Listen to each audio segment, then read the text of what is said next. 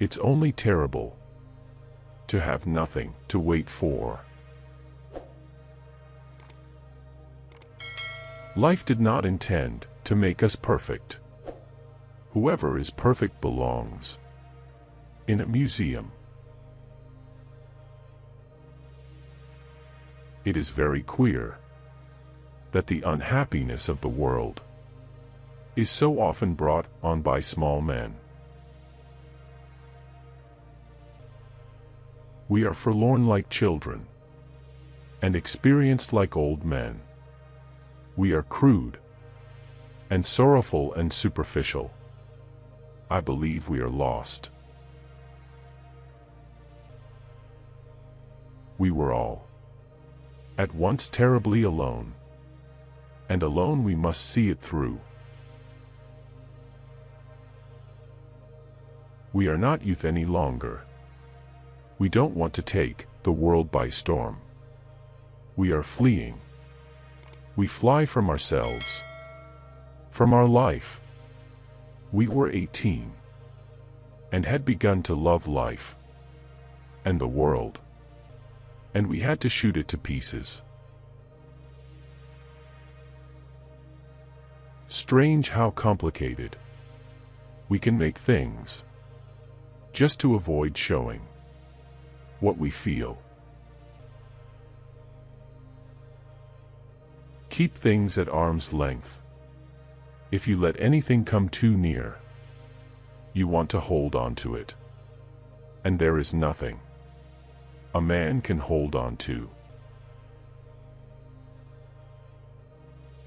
We have so much to say, and we shall never say it. Life is a disease, brother, and death begins already at birth.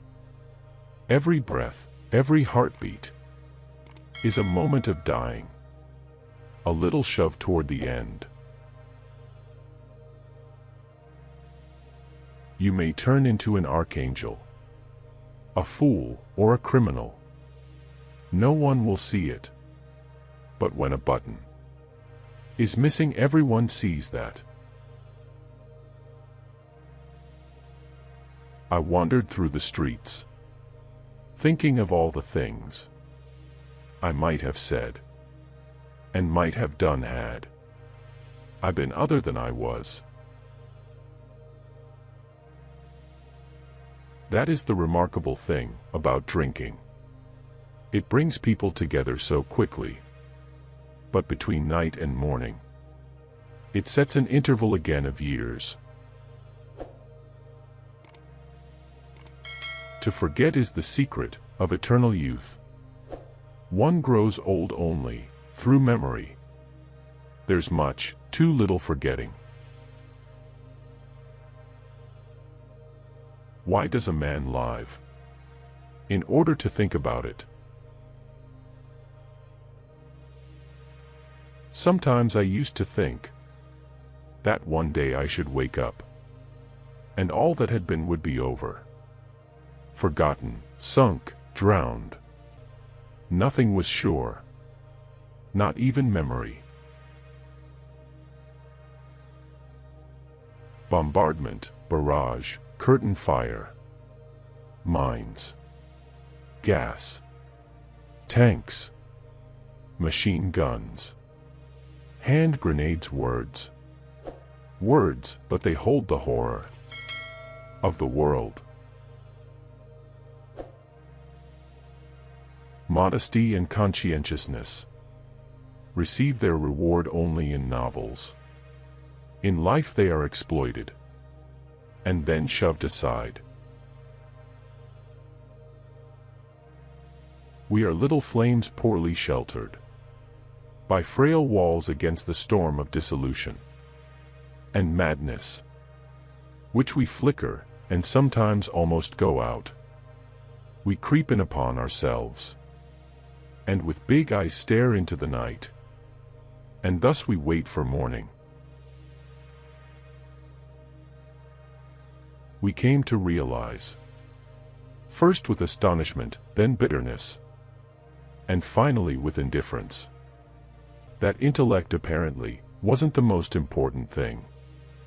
Not ideas, but the system, not freedom, but drill.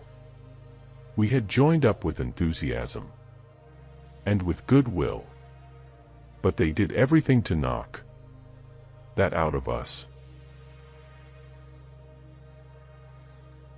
Why do they never tell us that you are poor devils like us, that your mothers are just as anxious as ours, and that we have the same fear of death, and the same dying, and the same agony? Forgive me, comrade. How could you be my enemy? I am young. I am 20 years old yet. I know nothing of life but despair, death, fear, and fatuous superficiality cast over an abyss of sorrow. I see how peoples are set against one another, and in silence, unknowingly, foolishly, obediently, innocently slay one another.